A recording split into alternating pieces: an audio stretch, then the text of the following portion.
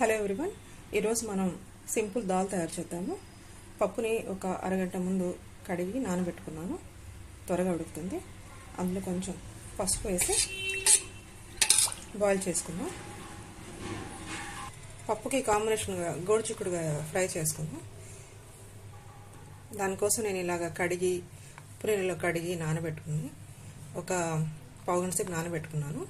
తర్వాత వీటిని చిన్న చిన్న ముక్కలు కట్ చేసి పెట్టుకున్నాను. చూడండి, పప్పు బాయిల్ అవుతుంది. దాంతోపాటు గోరుచిక్కుడుకాయలు కూడా ఇలా కట్ చేసి నేను బాయిల్ చేసుకుంటున్నాను. కొంచెం వాటర్ వేసి ఉప్పు వేసి పప్పు ఉడికేలోపు ఇవి కూడా బాయిల్ అవుతాయి. చూడండి, ఈ విధంగా బాయిల్ అవుతుంది. ఈ పైన వచ్చే ఎల్లో పొంగుని తీసేద్దాము.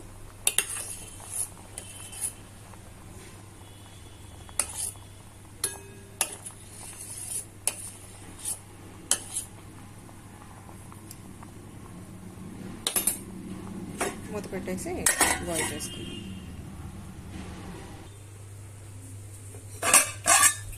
గోరుచిక్కుడుకాయ కూడా బాయిల్ అవుతుంది.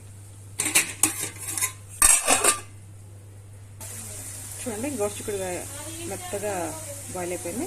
స్టవ్ కట్ చేసుకుందాం.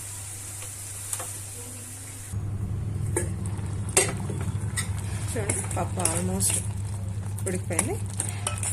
సరిపోతుంది ఈ స్టేజ్. ఇప్పుడు స్టవ్ కట్టేసుకుందాం. ఇప్పుడు మ్యాషర్తో పప్పుని మెత్తగా ఇలా చేసుకున్నాను, మ్యాష్ చేసుకున్నాను.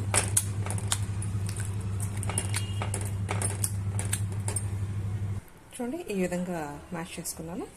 ఇప్పుడు తగిన వాటర్ పోసుకున్నాను ఇందులో.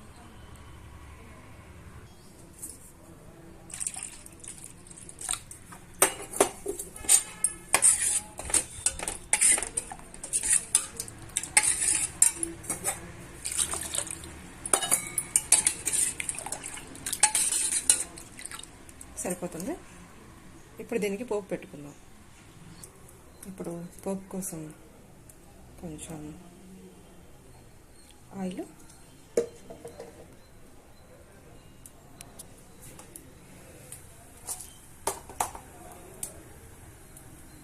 ఆయిల్ వేడైంది. ఇందులో ఎండుమిర్చి,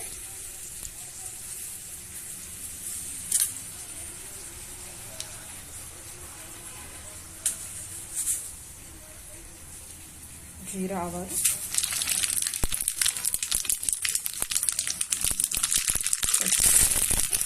కొంచెం ఇంగువ. స్టవ్ కట్టేసుకోవాలి. ఇప్పుడు ఈ పోపుని పప్పులో కలుపుకుందాం.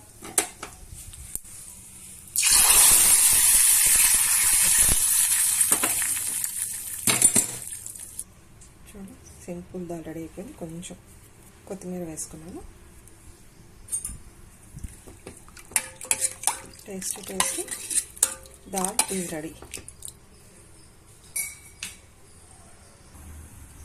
అంటే పప్పు అయిపోయింది కదా. ఇప్పుడు గోరుచిక్కుడుకాయ కూడా ఫ్రై చేసుకున్నాం. ఒక బాండి పెట్టుకున్నాను. ఇందులో ఆయిల్ పోసుకున్నాం.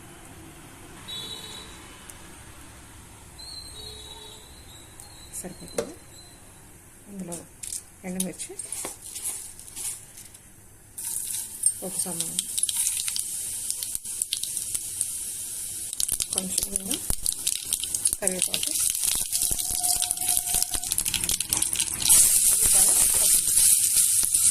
బాగా ఫ్రై చేసుకున్నాను. పెద్దగా కొంచెం పసుపు, ముందుగా మనం బాయిల్ చేసుకున్న గోరుచిక్కుడు వేసుకున్నాం. ఫ్రై చేసుకుందాం. దీంట్లో కొంచెం ధనియాల పౌడర్, ఎండు కొబ్బరి పొడి, ఎల్లిపాయ కారం వేసుకుందాం.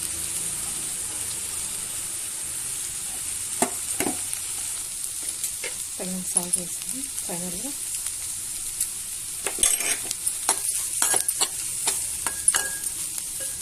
ఇంకొక 2 minutes ఫ్రై చేద్దాం.